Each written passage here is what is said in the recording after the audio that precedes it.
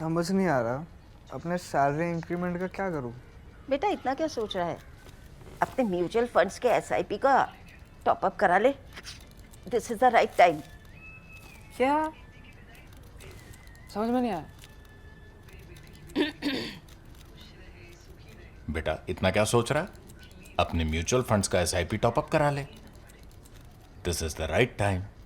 अब समझा।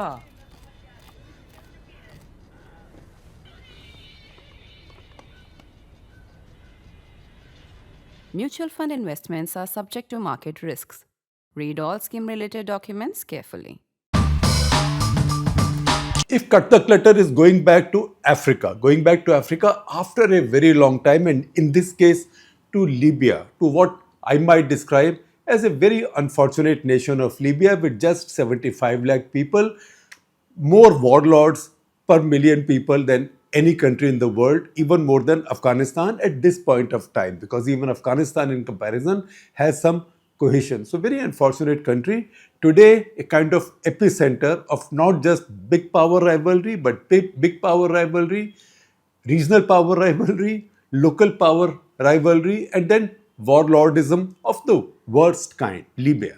Who do we have to thank for taking us there? It is Field Marshal Asim Munir, because he went there and had 2 days of meetings. Before that, think of the African countries we've talked about, because at Cut the Clutter, we know that our canvas has to be the entire world, and we know that our viewers, our listeners, our readers are also very global in their thinking. So we are not confining ourselves to Indian politics or kisne mara, kisko thoka, what's happening locally, not just that, or what's happening in Pakistan, or maybe these days in Bangladesh, that's in fashion.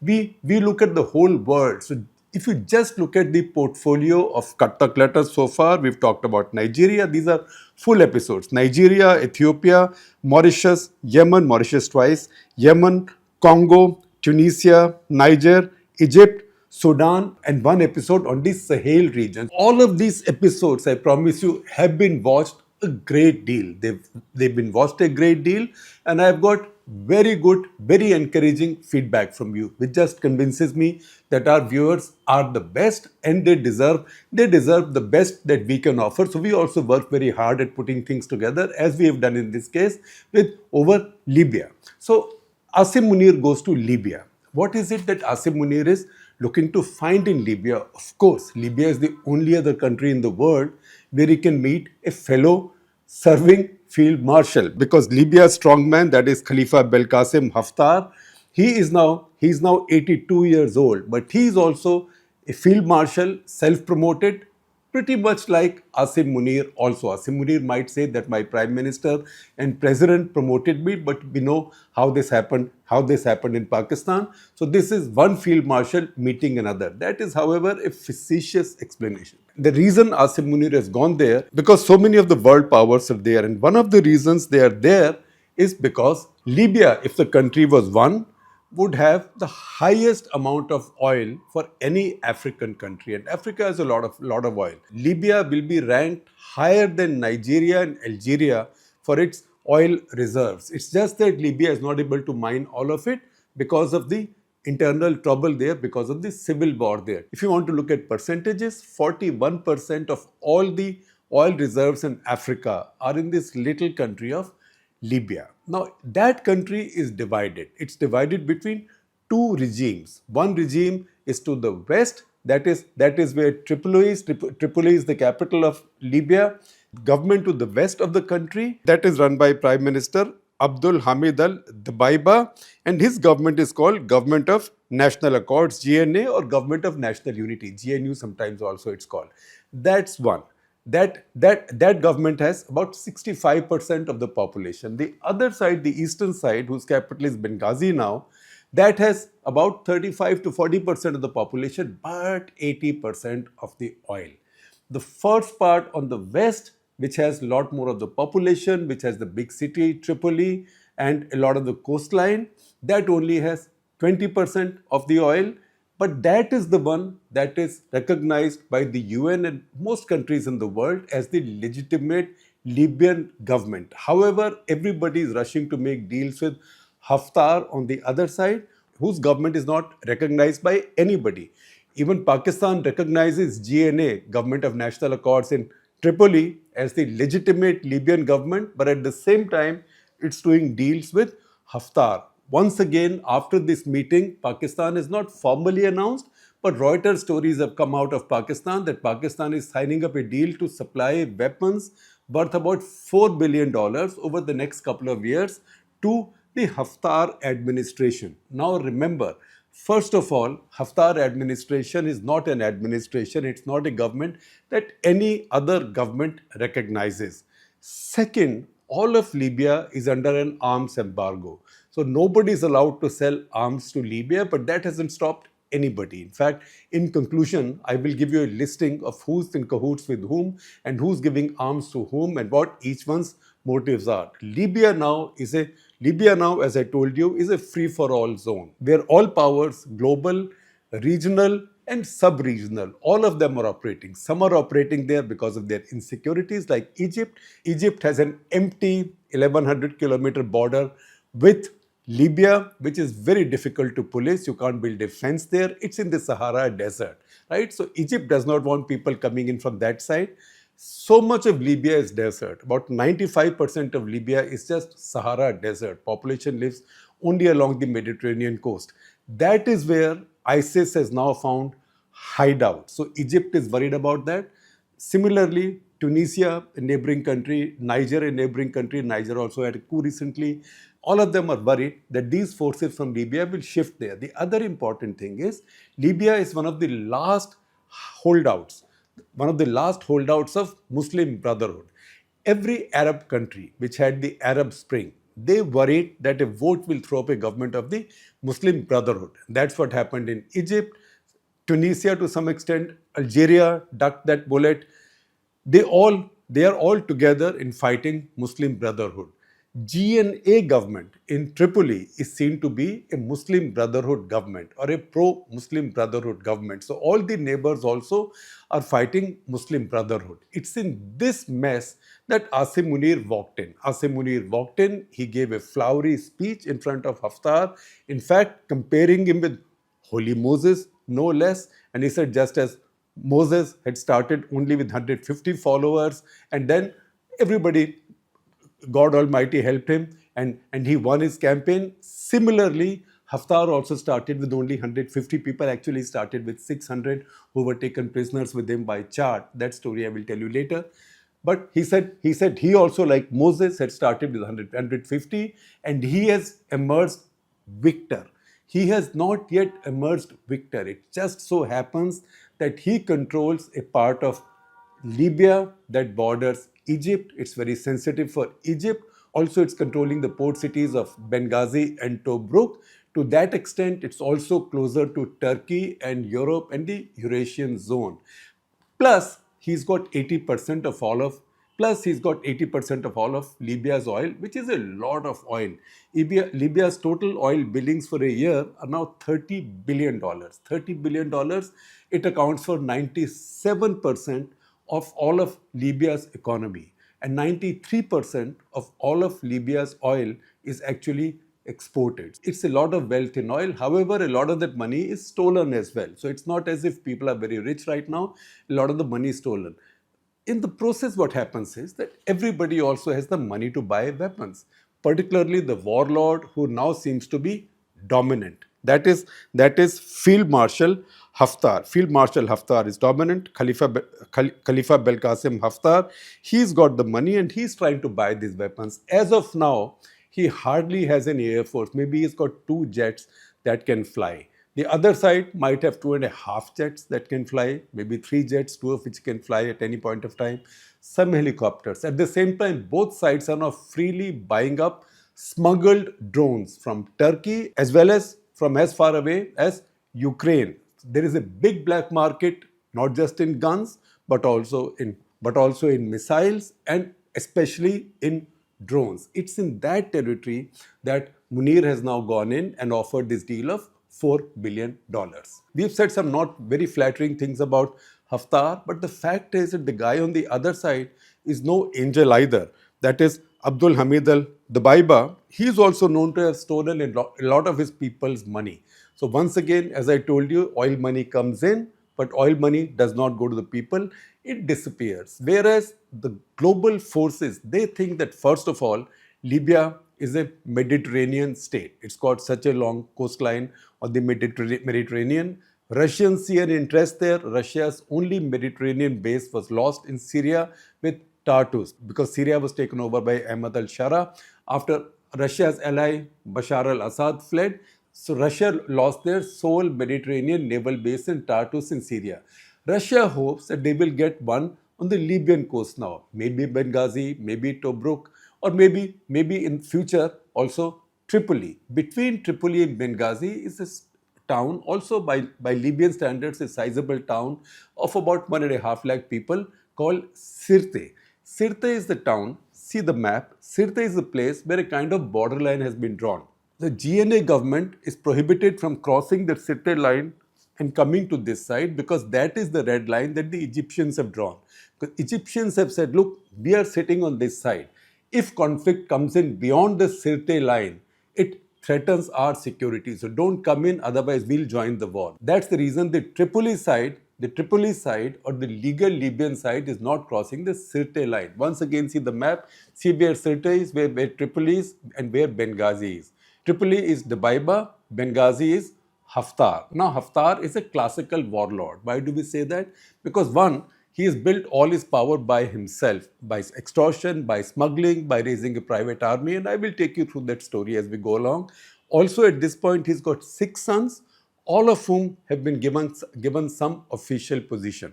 So while Haftar himself is field marshal, his youngest son, youngest of the 6, who he has anointed as a kind of successor to himself. His first name is Saddam. Sort of predictable. He was born in 1991. Remember, that was the year that Saddam Hussein invaded Kuwait and occupied that country. Saddam is his youngest son and also his successor. Saddam already at the age of 34 has a title of Lieutenant General or Colonel General, some people call him. He's Deputy Chief of all armed forces after his father. He is the Chief of Staff of the ground forces and he is for all practical purposes his successor. So a warlord with territory, with oil wells, with loads of money, billions of dollars in oil money and his successor. In fact, not one but 6 successors of whom he has chosen the youngest as his favorite. However, 2 of his sons lately have already met Erdogan, who surprisingly, or maybe not so surprisingly, is backing the other side, is backing the GNA side. But everybody in this place plays both sides. Qatar plays both sides, Turkey plays both sides, Russians play both sides, Americans play all sides, or where Americans are not playing, they have somebody to play the game for them. I suspect in this case, Munir is also fronting a little bit for the Americans as well. As I talk of the American connection, I also need to explain an interesting phenomenon about Haftar. Haftar is an American citizen. All his kids are American citizens. In fact, 2 of them at various points of time have been known to be running real estate businesses in America, much like Donald Trump's children.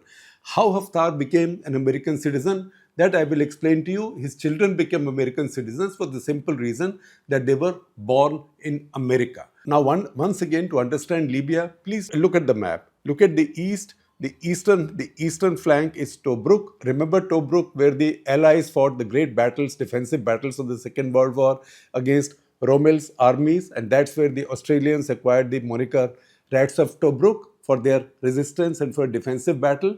Indian forces were there also. So Tobruk in the corner, eastern corner to Tripoli on the western side. This front, the Mediterranean sea front, is where most of Libya's population lives. All the area in the back is the Sahara Desert. I told you 95% of Libya is Sahara Desert. Then see who are Libya's neighbors and how concerned they would be about this situation. So you can go clockwise from Libya, say start from Tobruk, so come to Egypt, then Sudan, Chad, Niger, Algeria, Tunisia. These are all big, substantive Arab countries. They are also mostly all Muslim. They don't want any of the influences of Muslim Brotherhood coming into their states. At the same time, they see this wide open area between them and the Libyan seafront. This is a completely open area that nobody controls, and that's where everybody knows that ISIS keeps finding hideouts. That's why everybody has a stake in Libya stabilizing and Libya coming under the control of one authority, and for this civil war to end there. The whole world has tried to end the civil war in Libya. The latest attempt was by the UN. The UN got in touch with all the factions fighting in Libya, all the warlords and others, and they planned an election in December 2021.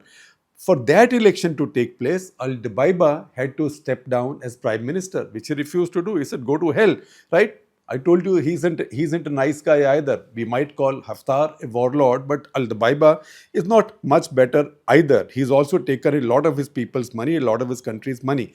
Then in July 22, the two sides, the eastern side and western side, worked on a deal. They negotiated a deal. What was the deal about? Just think about it and see what a fascinating country is. The deal was over firing the chief of the Libyan oil company and replacing him with somebody that both sides would agree on, because it's one oil company that is extracting oil, and the both sides want their share, and they both want oil extraction to go higher and higher. So the oil company chief was fired, and there was peace for some time. Then 2024 conflict started again, and this time, if the last conflict between East and the West was over firing the oil company chief, what was the conflict about now? This was about firing the central bank chief. So the Bank of Libya chief had to be fired because both sides thought that he was not letting them spend enough. Once again, the two sides, East and the West, they keep fighting, they also keep negotiating. They made peace. They buried the hatchet in the back of Sadiq al-Kabir, the governor of Bank of Libya. And once again, money became available to them.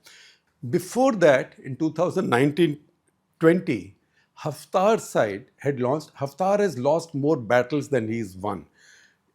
And it's amazing that in spite of that, he's not just survived, but he's built a little empire of his own. In 1920, he launched a big offensive to take over Tripoli.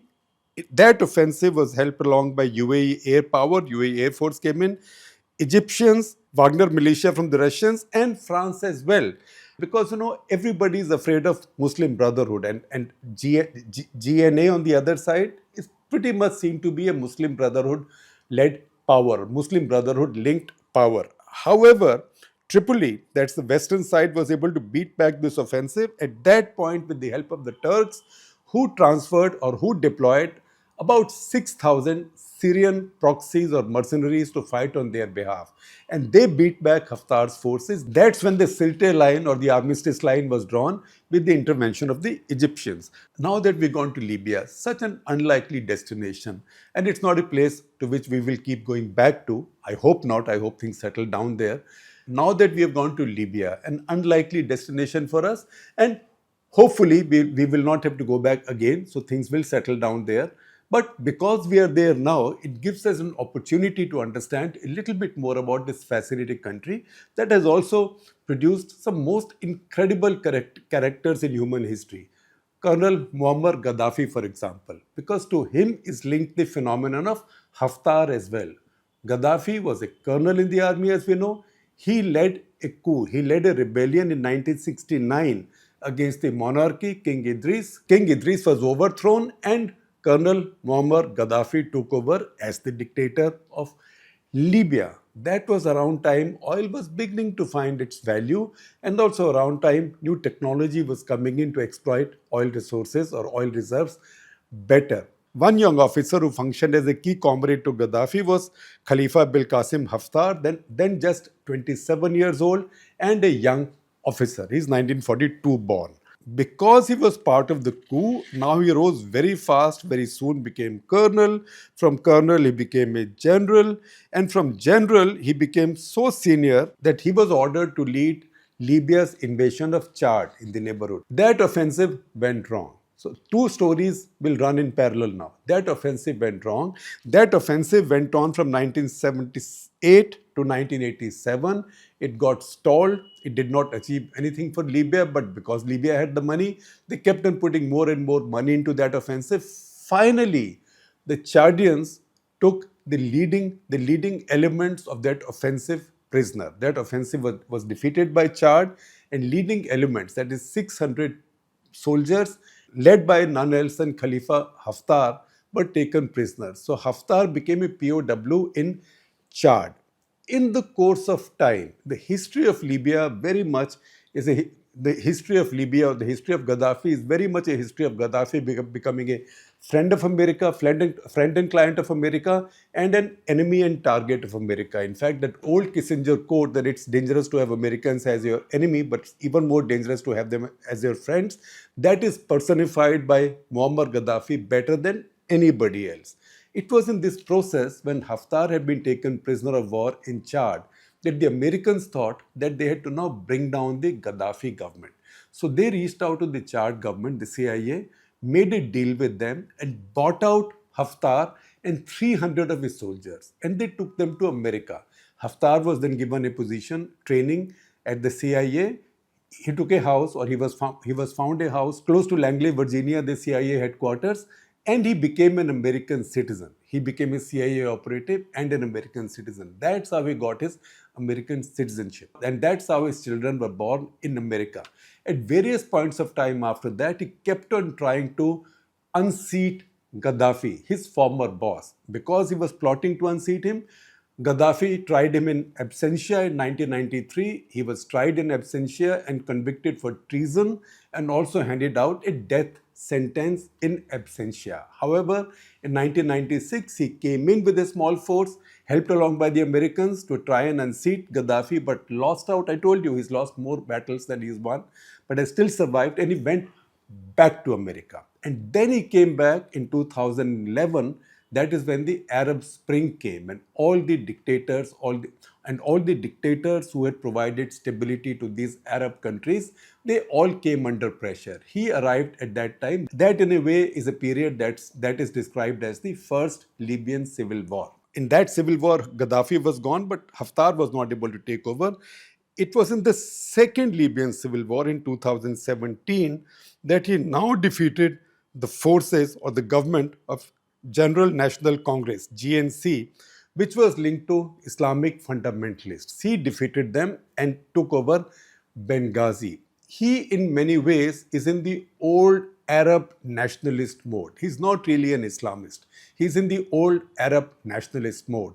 In fact, that's a very confusing thing about Libya that I will explain to you as I tell you more about Gaddafi. Gaddafi himself shot into prominence in India and also came to occupy our mind space in 1974.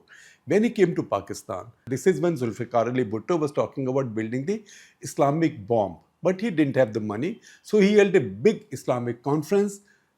Gaddafi came to Pakistan. He called Pakistan a fort of Islam, Islam ka killa, the Pakistanis like to say, gave Pakistan hundreds of millions of dollars, but more importantly, started giving Pakistanis yellow cake, which is the raw form of uranium, from neighboring Niger, which at that point was not that well governed. So Libya, Gaddafi being a strong man, was able to source it from Niger and gave it to the Pakistanis. That relationship between Gaddafi and Pakistan went up and down. It was so good at one point that Lahore's big stadium was named after Gaddafi, the cricket stadium. It is still called Gaddafi Stadium, although Gaddafi was given up in Libya. He was denounced in Libya. He was assassinated in Libya, yet that stadium in Lahore continues to be named Gaddafi Stadium. That said, the fact is that once Bhutto fell and Zia took over, and that's when Gaddafi's relationship with Pakistan also went south, because Zia-ul-Haq was much more of a puritanical Muslim. Gaddafi was more in the Arab nationalist mode. So Gaddafi, in fact, gave refuge to Zulfikar Ali Bhutto's widow and also his children for some time. And what was until then a very friendly relationship now became a fraught relationship. Later, as Benazir Bhutto came to power, this was restored again. By this time, however, Gaddafi had started having problems again with the Americans. In 1981, because Libya said that all of the Gulf of Sidra, see it on your map, all of the Gulf of Sidra, this is sort of in front of Benghazi and Sirte. All of Gulf of Sidra is our territorial waters. That's when the Americans came and challenged them. 2 Sukhoi 22s went up from the Libyan side. They were shot down. And it seems that in revenge for that, although it happened much later, in April 1986, a disco bombing was carried out in western Berlin, La Belle Disco in western Berlin, where 2 US soldiers were killed. In response to this, the Americans carried out bombings over Libya, also on Gaddafi's palace, and it was reported that this resulted in the death of his 15-month-old adopted daughter. It's a bit controversial, but that's how it was believed. And then it went up and down.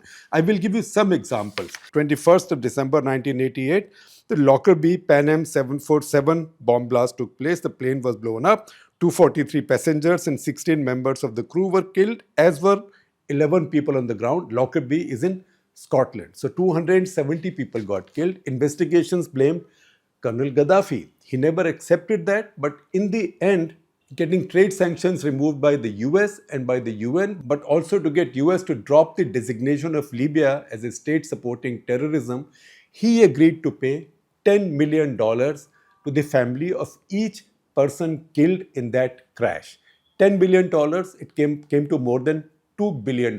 That's the money he paid out. About a quarter of that was taken by the lawyers. He paid out that money and thereby bought peace with the Americans and the UN. However, it's not as if everything became hunky-dory. And since I told you, Gaddafi and America have gone back and forth. And if you want more clarity on how Gaddafi sometimes was a hero and sometimes a villain, go back to a 1980 bestseller, The Fifth Horseman by Dominic Lapierre and Larry Collins. The plot in that bestseller was Gaddafi's people planting a nuclear weapon in New York City and saying either you free Palestine or accept our demands or all of New York will be written off. Subsequently, some interviewer did ask Gaddafi, did you read that book? What did you think of the plot? And Gaddafi always had a good sense of humor. And he said, I had never thought of it. But if somebody does it tomorrow, you know who gave the idea. The fifth horseman, as you know, is drawn from the biblical concept of the New Testament concept of 4 horsemen of apocalypse, that is conquest, war, famine, and death.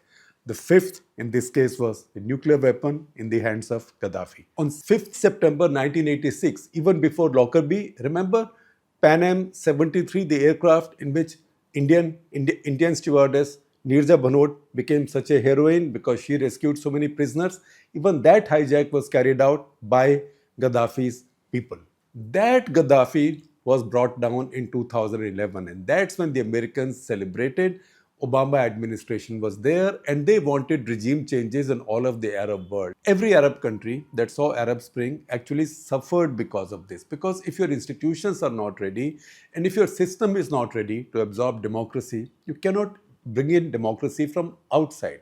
Because what happens then is when you take away a regime, however brutal or undemocratic it might have been, but that was keeping stability. Once you take it away, what takes over is the street. So in all these countries, the street, which in this case was Muslim Brotherhood, they took over. A very good example or very striking example is Egypt, where Muslim Brotherhood won power, but the people of Egypt did not like it because people of Egypt were not brought up in restrictions. They were brought up under the Ba'athist, liberal, sort of socialist, secular regime, reasonably secular regime. They did not like Morsi's administration of Muslim Brotherhood or conservatism, so they celebrated when General Abdul Fattah al-Sisi took over. By the way, he's another one who became Field Marshal after he took over. Now, all the various countries in the Arab world which had Arab Spring, they've settled down in different ways. Even Syria has. In Syria, for a long time, Bashar al-Assad was able to keep those forces away.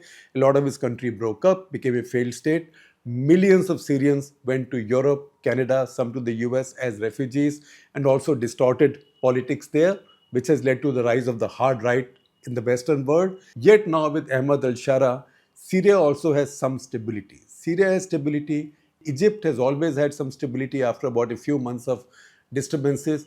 Tunisia, Algeria, they all found stability, bringing in the old establishment in one way or the other, the old establishment or the army.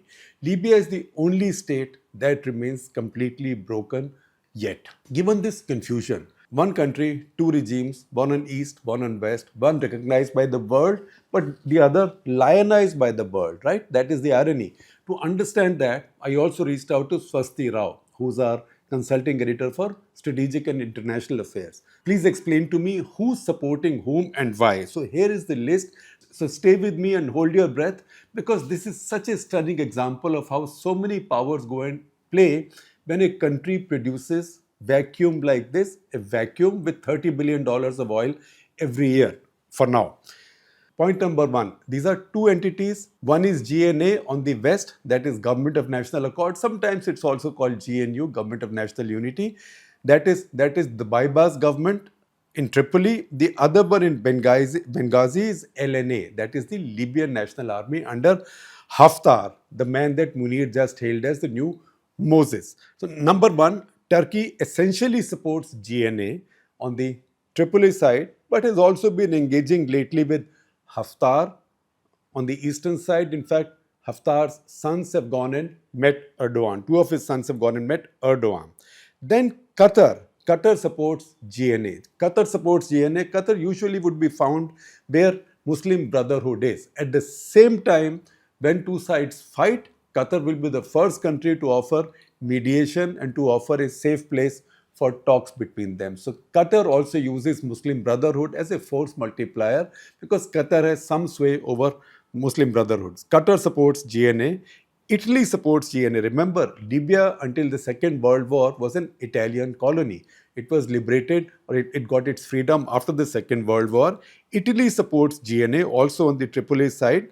It no longer gives them weapons, because in over all of the country there is a UN weapons embargo. In fact, even Asim Munir is trying to sell weapons there within this global weapons embargo, but who cares about the UN anyway? Italy right now is confining itself to training GNA forces. France officially backs the UN recognized GNA on the Tripoli side, but is also dealing with Haftar to balance Turkey, because remember, France has a pain point there. The French had a lot of influence in Niger, which is their former colony. We featured it in a full Cut the Clutter. They've been driven out by Niger there, and there the Niger coup leaders were helped along by Russian Wagner mercenaries as well. So France plays both sides. France is also talking to Haftar. Number 5, Pakistan recognizes GNA on the Tripoli side, but is lionizing and engaging with Haftar and is offering to sell him weapons as well in billions. Turkey and UAE also support Haftar and have been selling him drones. Russia, Egypt, UAE, all three are also supporting Haftar, because he seems to be the winning side. He also seems to be the side with larger army. He most definitely is the side with a lot more oil. We need to understand why is each country doing it, where they are coming from. So I understand this from Swasti, that UAE is supporting Haftar because they do not want the influence of Muslim Brotherhood to grow in the entire region, which is called MENA, or Middle East, North Africa. UAE doesn't like that. In fact, nobody likes it. That's the reason they think Haftar is the force that can keep Muslim Brotherhood in check. Russia has seen its hold on Africa weaken, and it wants its hold back. All the countries around Libya are mineral rich. So Russia would like to come back there.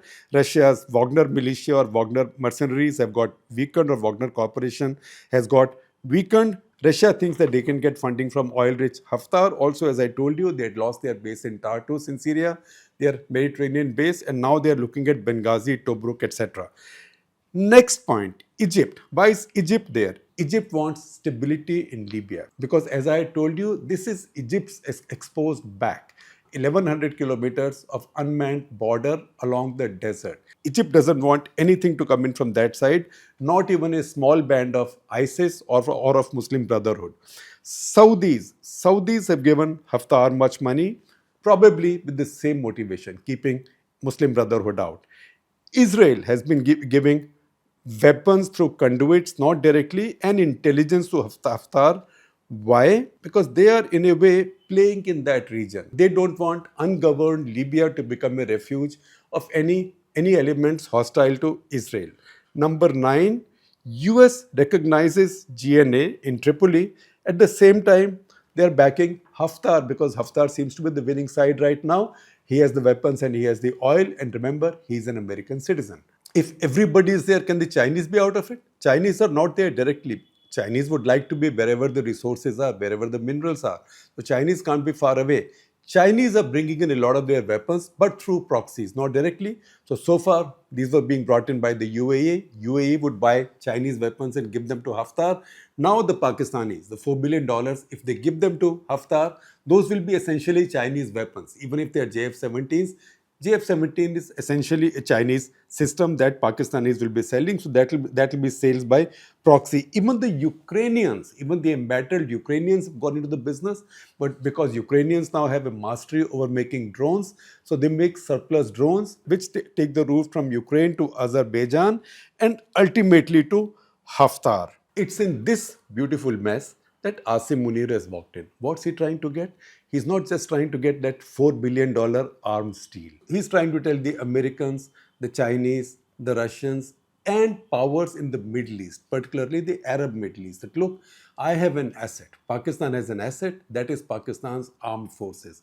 We can be stabilizers, we can be enforcers. We are a rentier army. We are available for rent and we can do the dirty job for you. We have the skills, we have the willingness, we have the ability, and we have the resources. That is the game that he's playing here, and that is why this makes it even more fascinating for us. Of course, if I wanted to be facetious or semi-facetious, also semi-serious, I would say that this is the only place where you can go and meet a fellow serving field marshal, because who are the other field marshals? Field marshal is not a title that you see in modern armed forces. Maybe Russians have a marshal of Russian Federation, I don't know. It is Kim Jong-un. He's the marshal of North Korea, so that's a field marshal. It is King Charles III. It is Prince Andrew, or maybe it's Abdul Fattah al-Sisi, but he's also the president of his country. This is the only serving field marshal anywhere. He can't be the president of his country, Haftar, because he's got no country. This, therefore, is a case of one self-appointed field marshal going and embracing another self-appointed field marshal, such as he might be, or such as, in fact, either of them might be.